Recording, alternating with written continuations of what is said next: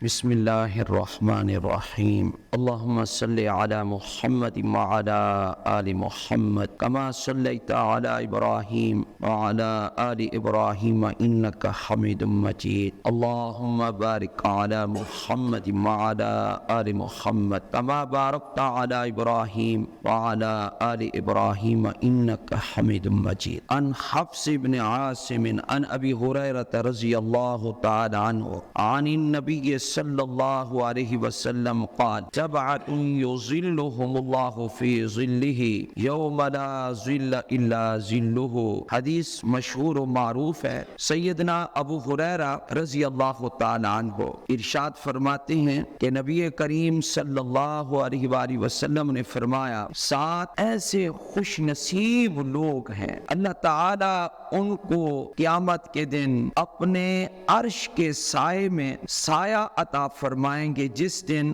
عرش کے سائے کے علاوہ کوئی سایہ نہیں ہوگا۔ وہ قیامت کا دن ہے۔ قیامت کے دن آپ کو کوئی درخت نظر نہیں آئے گا، کوئی پہاڑ نظر نہیں آئے گا۔ اللہ تعالیٰ اس پہاڑ سلسلہ ہے، اس کو اونچی جگہ نیچی جگہ سب کو قرآن کریم میں ہے، اللہ تعالیٰ اس کو ہموار بنا دیں، اللہ تعالیٰ اس کو میدان بنا دیں گے۔ کوئی سائے والا درخت آپ کو نظر نہیں آئے گا، کوئی عمارت بھی نظر نہیں آئے گی، چٹین میدان ہوگا۔ تو اس دن سایہ تو ہوگا نہیں، اور دھوپ بھی لگے گی تو گرمی بھی ہوگی۔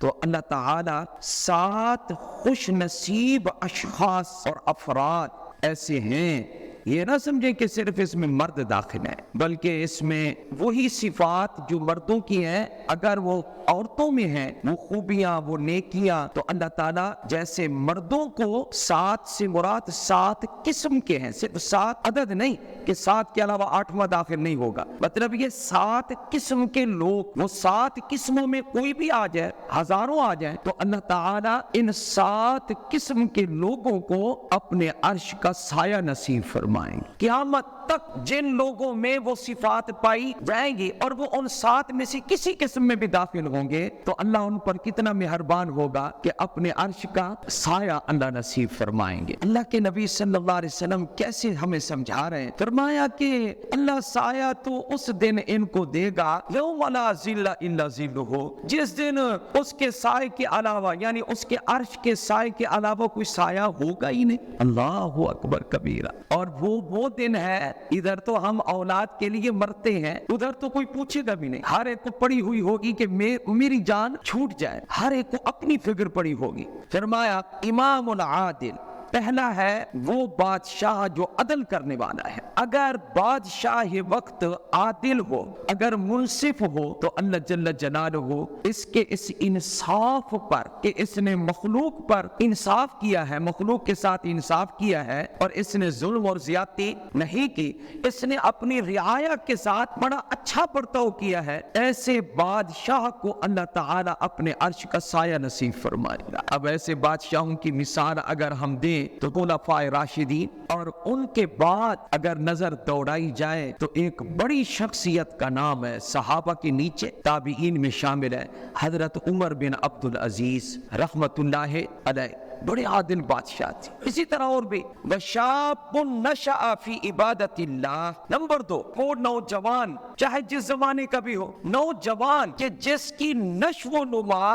اللہ کی عبادت میں ہو۔ اس کا مطلب محدثین نے یہ لکھا ہے جس نوجوان کو اللہ تعالیٰ کی عبادت کی عادت پڑ گئی ہو۔ نوجوان کا ذکر حضور اکرم صلی اللہ علیہ وسلم نے کیوں فرمایا؟ فرمایا اس لیے کہ بوڑھا آدمی تو عمر کا حصہ گزار لیتا ہے، آگے قبر اس کو نظر آ رہی ہوتی ہے، جوانی میں عادت بنانا مشکل ہوتا۔ اگر یہ جوان عبادت میں اپنے آپ کو عادی بنا لے، رمضان ہو غیر رمضان ہو، نماز نہ چھوڑے، عبادت میں مشغول رہے، وقتاً فوقتاً اپنا کام دنیا کا بھی کرتا رہے اور اللہ کی عبادت بھی کرے، فرمایا کل قیامت کا دن ہوگا، اللہ اس کو اپنے عرش کے سائے میں جگہ عطا فرمائے۔ کتنا خوش نصیب ہے یہ نوجوان۔ تیسرا ہے فرجل معلق قلبہ فی المساجد، فرمایا کہ وہ مرد کہ جس کا دل مساجد کے ساتھ اٹکا ہوا ہے. کیا مانا؟ نماز پڑھتا ہے اور نماز پڑھ کے پھر اپنے کام میں بازار میں چلا جاتا ہے, لیکن ہر وقت اس کو یہ رہتے کہ عصر کا وقت تو نہیں ہو گیا, اذان تو نہیں آئی, ادھر اپنا کام بھی کر رہا ہے. اللہ تعالیٰ فرماتے ہیں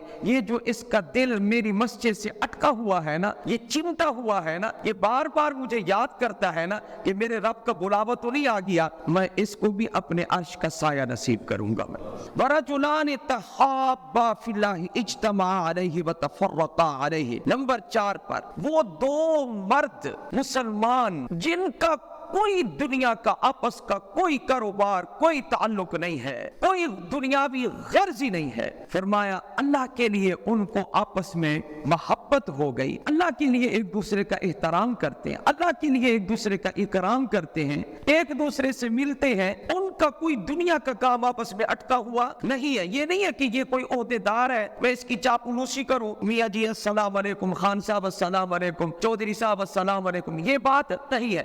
صرف خالص کس کے لیے محبت کرے؟ اللہ کے لیے. فرمایا جب جمع ہو تب بھی وہ اللہ کا ذکر کرے کہ اللہ کے لیے دوستی ہے بھائی, اور تو کوئی غرض ہے نہیں. جب جدا ہو, اچھا میاں جب ملیں گے پھر انشاءاللہ دعا سلام پھر کریں گے. فرمایا کہ ان کا تعلق مجھے اتنا پسند ہے, میں قیامت کے دن ان کو بھی اپنے عرش کا سایہ نصیب کروں گا. میں نمبر 5, رجل دعته امرأة ذات منصب و جمال فقال انی اخاف اللہ.